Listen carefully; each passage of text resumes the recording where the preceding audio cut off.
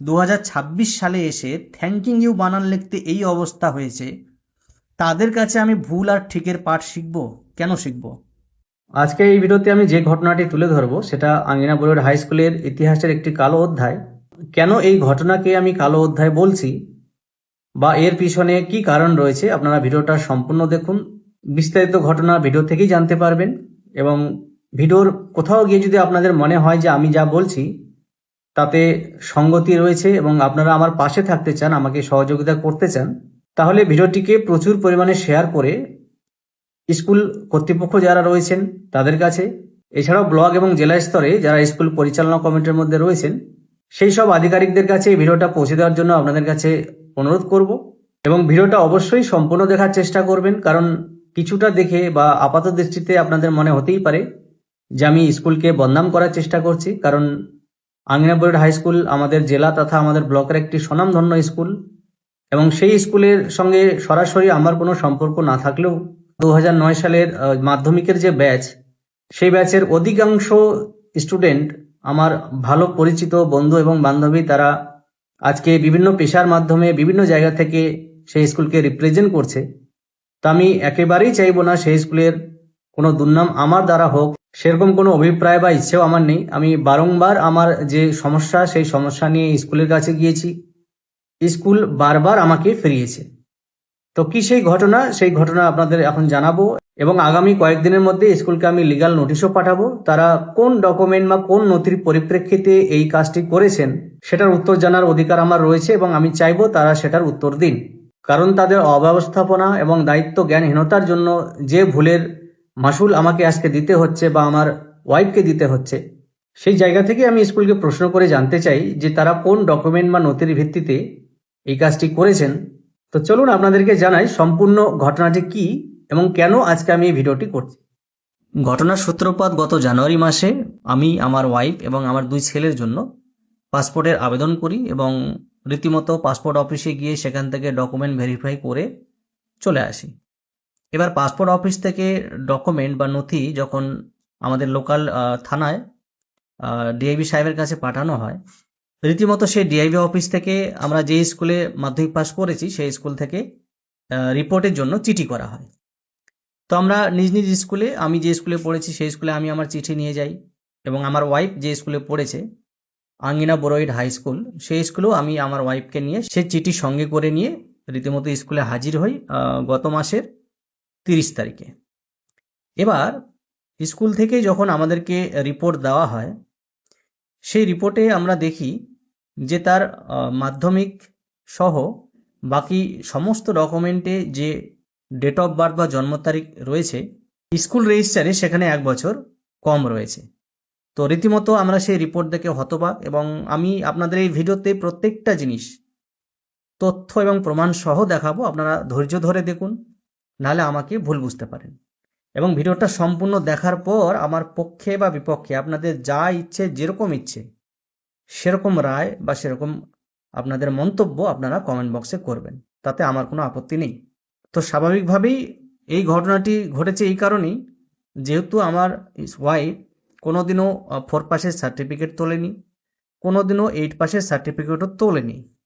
তার একটা বিশেষ কারণ, প্রয়োজন হয়নি। এবং যেহেতু মাধ্যমিক থেকে গ্র্যাজুয়েশন পর্যন্ত সমস্ত নথিতে নিজের নাম, বাবার নাম, ডেট অফ বার্থ সেম রয়েছে, আমার ওয়াইফের জায়গায় আপনি বা আমি হলেও তাই ভাববো যে আমার ডকুমেন্টে যা রয়েছে স্কুলেও তাই থাকবে, কারণ স্কুল থেকেই তো এই ডকুমেন্টগুলো হয়ে এসছে। কিন্তু আমাদের এই চিন্তাটা ভুল প্রমাণিত হয় যখন স্কুল থেকে আমাদেরকে রিপোর্ট দেওয়া হয়। আমি আগে আপনাদের দেখিয়ে দিই, এটা রেজিস্ট্রেশন সার্টিফিকেট, যেটা মাধ্যমিকের 1 বছর আগে, মানে 9 সালে মাধ্যমিক, তো 8 সালে হয়েছে রেজিস্ট্রেশনটা, দেখতে পাচ্ছেন। এবং এখানে স্কুলের নাম পরিষ্কারভাবে উল্লেখ রয়েছে, আমার ওয়াইফের নাম রয়েছে। ডেট অফ বার্থ কি রয়েছে, 16 মার্চ 93, মানে 16/3/93। সেম ভাবে অ্যাডমিট, যেটা 2009 সালে দেওয়া হয়েছিল স্কুল থেকে পরীক্ষার জন্য, দেখতে পাচ্ছেন 2009 সাল, নাম রয়েছে 16 মার্চ 93, 16/3/93। এবার কিছু জিনিস আমি হাইড করে রেখেছি, সেগুলো প্রাইভেসি সিকিউরিটির কারণে। এরপর আমি মাধ্যমিক পাস যে করেছে যে সার্টিফিকেট, সেটা আপনাদের সামনে রাখছি। নাম, স্কুলের নাম, এখানেও কিন্তু 16 মার্চ 93, 16/3/93।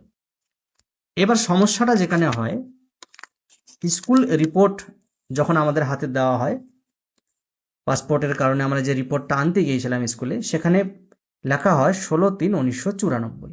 নাম সেম রয়েছে, ডেট অফ বার্থ ভুল।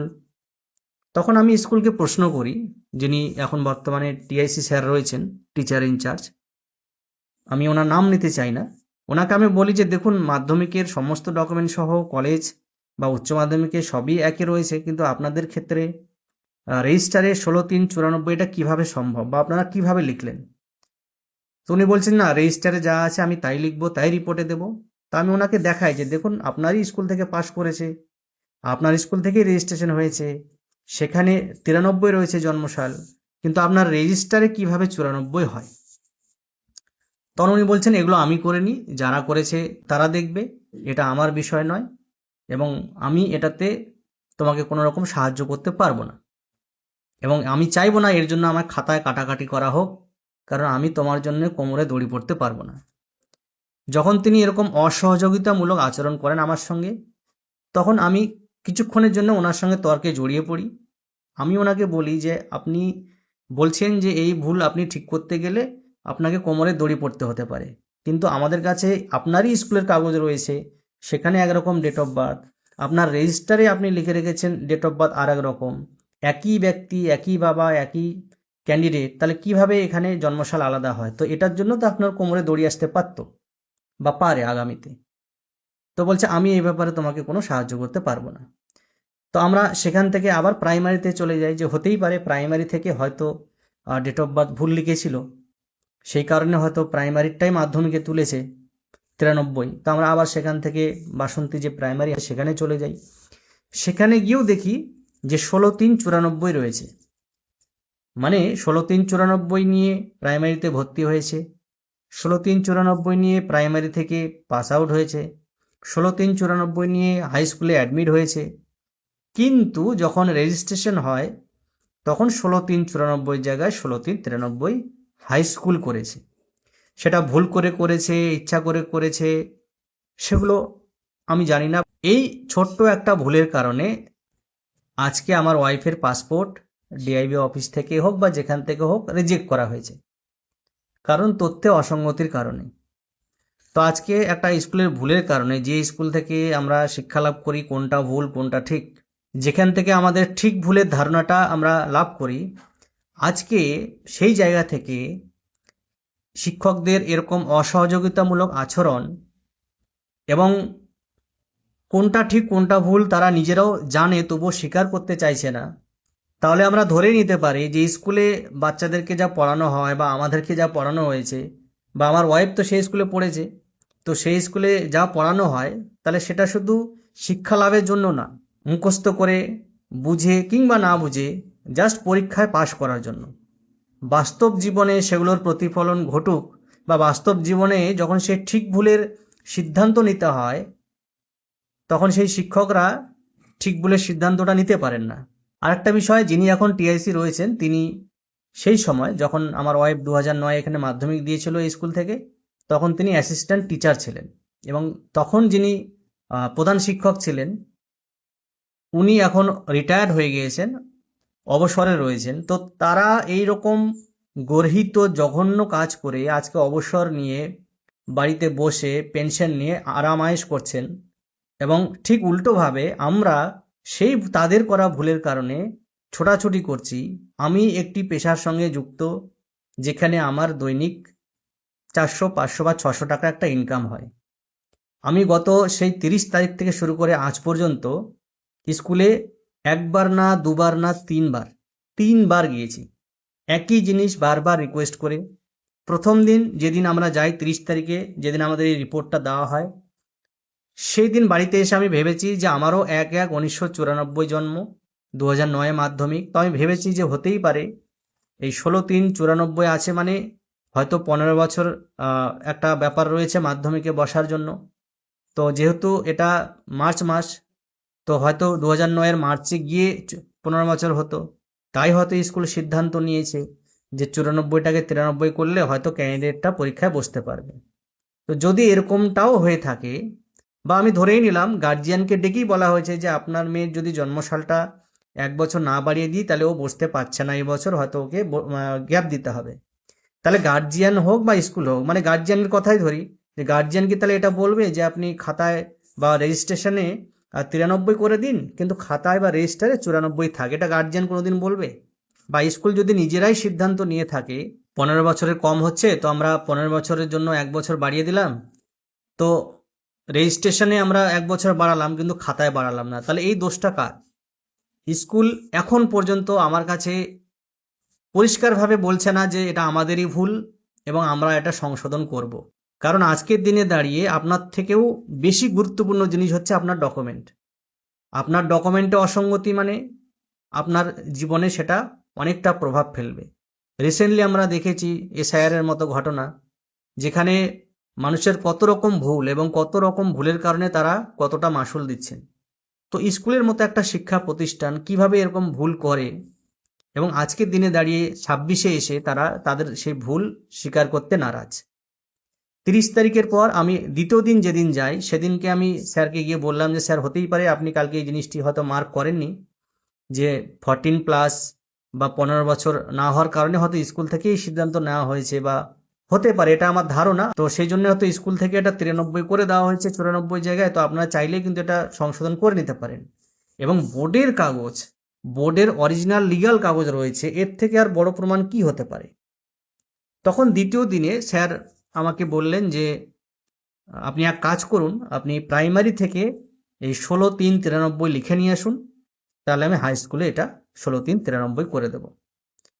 আমি তখন ওনাকে বলি, যে প্রাইমারি স্কুল ভুল করেনি আপনি তাকে ঠিক করার জন্য আমাকে প্রস্তাব দিচ্ছেন, এবং যে হাই স্কুল মানে আপনার স্কুল ভুল করেছে আপনি সেটা ঠিক করার জন্য কোনো রকম ভাবে কোনো প্রস্তাব বা কোনো আলোচনা বা কোনো পরামর্শ বা অন্ততপক্ষে আপনি স্বীকার পর্যন্ত করছেন না যেটা আপনাদের ভুল। আমি কোন মুখে গিয়ে প্রাইমারিকে বলবো? এবং আমি এরকম একটা বেআইনি কথা কেন প্রাইমারিকে বলতে যাব যে আপনি 93 করুন, হাই স্কুল এটা করতে বলেছে? এরকমটা আমার পক্ষে বলা সম্ভব না। এবং সেদিন আমি দ্বিতীয় দিন স্কুল থেকে চলে আসি। গতকাল আমি স্কুলের যিনি সেক্রেটারি মহাশয় রয়েছেন ওনার কাছে যাই এবং ওনার সঙ্গে দেখা করি এবং আমার সমস্ত সমস্যা তুলে ধরি ওনার কাছে। উনি যথেষ্ট সময় নিয়ে মনোযোগ সহকারে আমার সমস্যাটা শোনেন এবং আমাকে বলেন যে ঠিক আছে, তুমি লাস্ট বারের জন্য আমার হয়ে বা আমি বলছি তাই তুমি আরেকবার স্কুলে যাও, গিয়ে স্যারকে বলো, অনুরোধ করো এবং বলো যে সেক্রেটারি মহাশয় আমাকে পাঠিয়েছে, সেইভাবে গিয়ে একটা অনুরোধ করে আসো। আমি আবার গতকালকে যাই, গিয়ে বলি যে এরকম সেক্রেটারি কাকুর সঙ্গে আমি আলোচনা করে এসেছি, উনিও ব্যাপারটা দেখলেন যে স্কুলের একটা মান সম্মানের বিষয় রয়েছে এবং ভুলটা স্কুলের।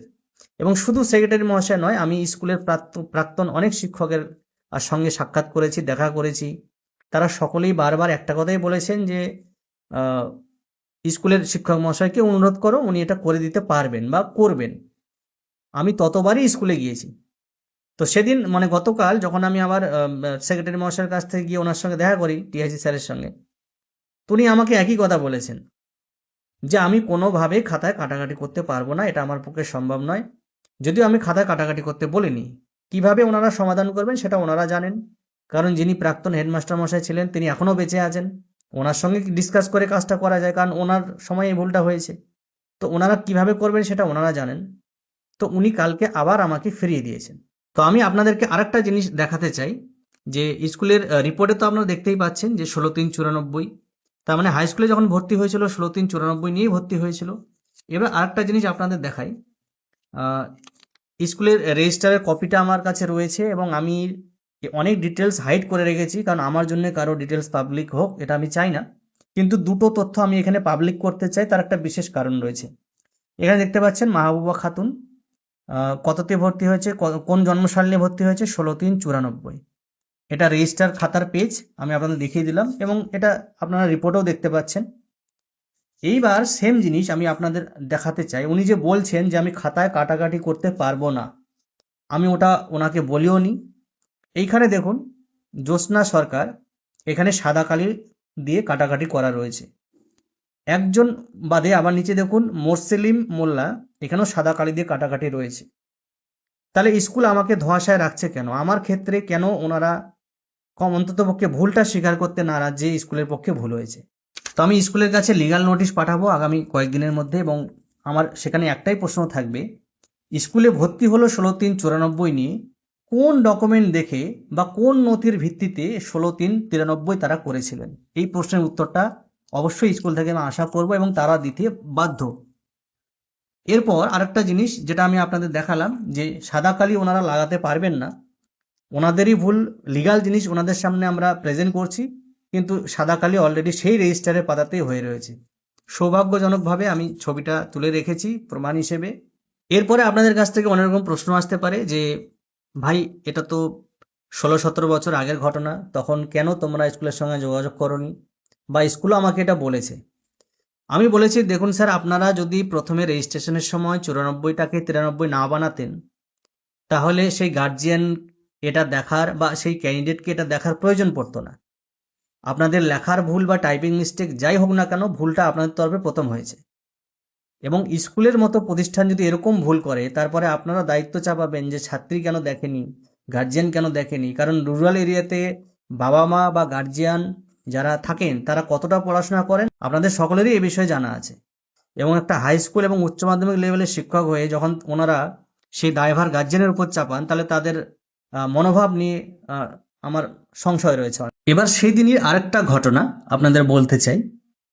যেদিন আমরা রিপোর্ট আনতে যাই, ঠিক সেই দিনই আমাদের কিছুক্ষণ আগে দুজন ভদ্রমহিলা সেই স্কুলে এসেছিলেন। ওনাদের কাছ থেকে জানতে পারি আলাপে যে রায়নন্দায় ওনাদের বাড়ি, এবং হিসেব মতো ওনাদের ডকুমেন্টে পোস্ট অফিস সমজিয়া।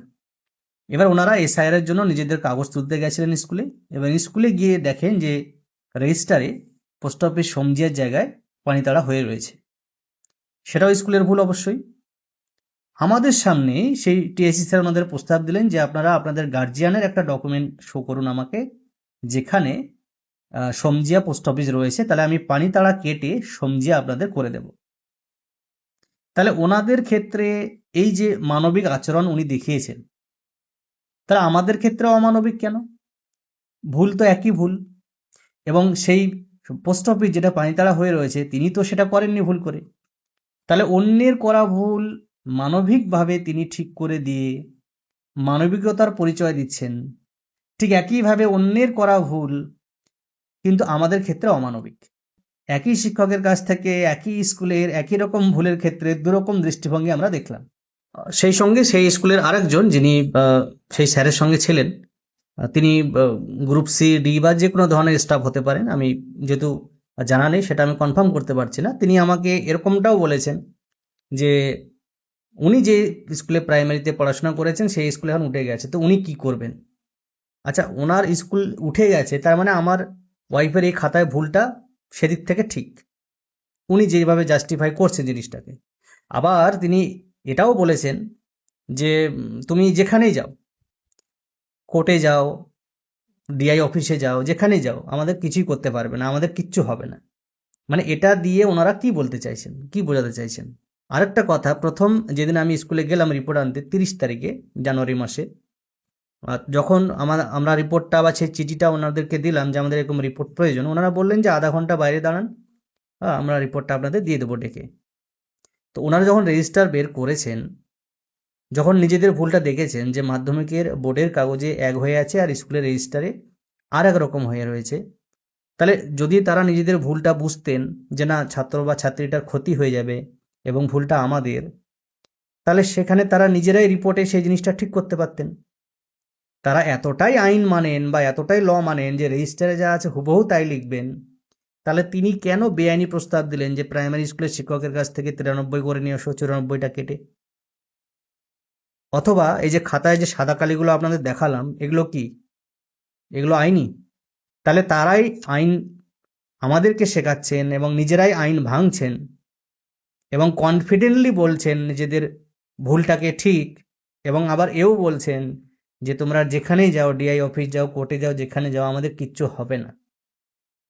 তো আমি জাস্ট এইটুকু প্রশ্ন রাখতে চাই এই ভিডিওর মাধ্যমে, যে রেজিস্টারে 94 থাকা সত্ত্বেও মাধ্যমিক রেজিস্ট্রেশন যখন হয়েছিল 2008 সালে, তাদেরকে কোন নথি আমরা দিয়েছিলাম বা আমার ওয়াইফের বাড়ি থেকে দেওয়া হয়েছিল, যে নথির বলে বা ভিত্তিতে তারা রেজিস্ট্রেশনে 94কে 93 দেখিয়েছেন? এই উত্তরটা আমি স্কুলের কাছে চাই। এরপরেও আরেকটা জিনিস আমি আপনাদের দেখাতে চাই, যেটা আমাকে মানে বেশি ভাবিয়েছে।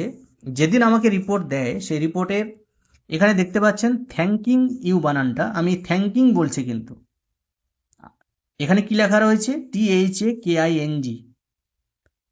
উচ্চ মাধ্যমিক লেভেলের একটা স্কুল, আঙ্গিনা বড়ুয়া হাই স্কুল, স্বনামধন্য স্কুল, যারা 2026-এ ডেট দেখতে পাচ্ছেন 30/1/2026, 2026 সালে এসে থ্যাঙ্কিং ইউ বানান লিখতে এই অবস্থা হয়েছে, তাদের কাছে আমি ভুল আর ঠিকের পাঠ শিখব? কেন শিখব? থ্যাঙ্কিং ইউ বানান লিখতে যাদের এই অবস্থা হয়, তাদের কাছে আমি ভুল আর ঠিকের পাঠটা কেন শিখব? এবং তারা আমাকে বেআইনিভাবে প্রস্তাব দিচ্ছে প্রাইমারি থেকে 93 করে নিয়ে আসুন, আমরা খাতায় রেজিস্টারে 93 করব। প্রাইমারি ভুল করেছে না আপনারা ভুল করেছেন? তো আপনারা ভিডিওটা সমস্তটাই দেখেছেন। আমার যা প্রশ্ন, আমার যা তথ্য, যা প্রমাণ আমি আপনাদের সামনে রেখেছি। স্কুলের কাছ থেকে বারবার আমাকে ভুলভাবে ফিরিয়ে দেওয়া হয়েছে। তারা বলছে খাতায় কাটাকাটি করা যায় না, খাতায় কাটাকাটি হয়ে আছে, সাদা কালি লাগানো আছে। তাদের তরফ থেকে ভুল হয়নি। আমাকে যেদিন রিপোর্ট দিয়েছে, এখানে ভুল দেখতে পাচ্ছেন, আপনাদের দেখিয়ে দিয়েছি। তাহলে এই যে গর্হিত ভুল, এই যে জঘন্যতম কাজটা তারা করে রেখেছেন, এর জন্য একটা ছাত্রীর, যে ছাত্রী সেই স্কুল থেকেই পাশ করেছে, তার পাসপোর্টে আটকে গেছে। ভবিষ্যতে আর কোনো চাকরি বাকরির ক্ষেত্রে যে আটকাবে না, বা চাকরি বাকরিও বাদ দিলাম, এসআইআর এর মতো ঘটনা যদি পুনরাবৃত্তি হয়, সেখানে স্কুল থেকে কোনো ডকুমেন্ট লাগবে না, তখন যে আমরা আবার স্কুলের কারণে বিপদে পড়বো, তার দায়ভার কে নেবে? এখন অনেকেই আপনারা প্রস্তাব রাখতে পারেন যে এটা বোর্ড থেকে ঠিক করাতে হবে, যেহেতু প্রাইমারিতে 94, হাই স্কুলেও রেজিস্টারে 94, তাহলে মাধ্যমিকের অ্যাডমিট, রেজিস্ট্রেশন এবং সার্টিফিকেট সংশোধন করে নিলেই মিটে যায়। আমার প্রথম প্রশ্ন, 2009-এ যদি এরকম রুল থেকে থাকে যে 15 বছর না হলে 14 বা 14+ মাধ্যমিকে বসা যায় না, তাহলে বোর্ড কেন করবে? আর যদি বোর্ড করেও, আমি মানলাম যে 94 যেটা রেজিস্টারে রয়েছে সেটাই হয়তো বোর্ড থেকে সংশোধন করে দিল, রেজিস্ট্রেশন সার্টিফিকেট এবং অ্যাডমিট। তো সেই ক্ষেত্রে আমাদের যে ম্যারেজ রেজিস্টারের সার্টিফিকেট, সেখানে আমরা এই মাধ্যমিকের কাগজ দেখে ডেট অফ বার্থ বসিয়েছি 16/3/93। ম্যারেজ সার্টিফিকেটের বয়স কি সংশোধন হয়? আপনারা আমাকে বলবেন। আমার ওয়াইফের 2-3 জায়গায় পলিসি করা রয়েছে, সেই পলিসিতে আমরা ডেট অফ বার্থ এটাই দিয়েছি, সেই পলিসির কি জন্ম তারিখ সংশোধন হয়? তারপরেও ভোটার, আধার, প্যান কার্ড বা এই জাতীয় আরও অনেক নথি রয়েছে যেখানে আমরা এই বোর্ডের জন্ম তারিখটি বসিয়েছি। স্কুল কি এখন দায়িত্ব নেবে সেই সমস্ত কাগজ ঠিক করার জন্য? কারণ ভুল করবে স্কুল, ছুটবো আমরা কেন? তাহলে স্কুল আমাদেরকে বলে দিক যে যত রকমের জায়গায় সংশোধন করতে হবে বোর্ড সহ, আমাদের হয়ে বা স্কুলের হয়ে কোনো প্রতিনিধি আপনার সঙ্গে থাকবে এবং সমস্ত জায়গায় ছোটাছুটি করবে, আমি রাজি আছি। যদি এনারা এটা না করতে পারেন, আগামী কয়েকদিনের মধ্যে আমি স্কুলকে নোটিশ করব, লিগ্যাল নোটিশ। সেখানে একটাই প্রশ্ন রাখব, কোন নথি বা তথ্যের ভিত্তিতে তারা এই 16/3/94-কে রেজিস্ট্রেশনের সময় 16/3/93 দেখিয়েছেন। আমার ভিডিও আমি এখানেই শেষ করছি। আপনার যদি মনে হয়ে থাকে যে আমি ভুল, অবশ্যই সেটাও কমেন্টে লিখবেন। যদি মনে হয়ে থাকে যে স্কুলের ভুল, সেটাও কমেন্টে লিখবেন। এবং পরিশেষে আমি একটা কথাই বলবো, নিজের স্কুলকে নিয়ে সবারই একটা আবেগ বা ইমোশন কাজ করে, কিন্তু সেই আবেগ ইমোশনকে সাইডে রেখে আমি কি বলছি এবং আমি যে যুক্তি দেখিয়েছি, তাতে যদি কোনো ভুল থাকে, অবশ্যই সেই স্কুল শিক্ষাকর্মী যারা রয়েছেন বা যারা সেই স্কুলের প্রাক্তন ছাত্রছাত্রী রয়েছেন, তারা বিবেচনা করবেন। এবং আপনাদের সকলকে অনুরোধ করব, যারা এখনও স্কুল থেকে সেরকম কোনো রিপোর্ট বা ডেটা কালেক্ট করেননি, আমার মনে হয় তাদেরকেও একবার স্কুলে গিয়ে সেটা যাচাই করে নেওয়া উচিত যে তাদের বোর্ডের কাগজে যা রয়েছে, স্কুল রেজিস্টারে তার কোনো অসঙ্গতি রয়েছে কিনা। কারণ আমার ক্ষেত্রে তো হয়েছে ইন্ডিভিজুয়ালি, আমি অবশ্যই সেটা আপনাদের সামনে বলবো, বা সেটা বলার অধিকারও আমার আছে। তাই বলবো, ভিডিওটাকে প্রচুর পরিমাণে শেয়ার করুন। স্কুলের প্রত্যেকটা শিক্ষাকর্মী বা সেই স্কুলের সঙ্গে যারা যুক্ত রয়েছেন এবং সেই স্কুল পরিচালনার দায়িত্বে যারা রয়েছেন, ডিআই মহোদয় থেকে শুরু করে সমস্ত আধিকারিকের কাছে ভিডিওটা যেন পৌঁছে যায়, এবং তাদেরকেও আমি অনুরোধ করব এই ব্যাপারটি বিবেচনা করার।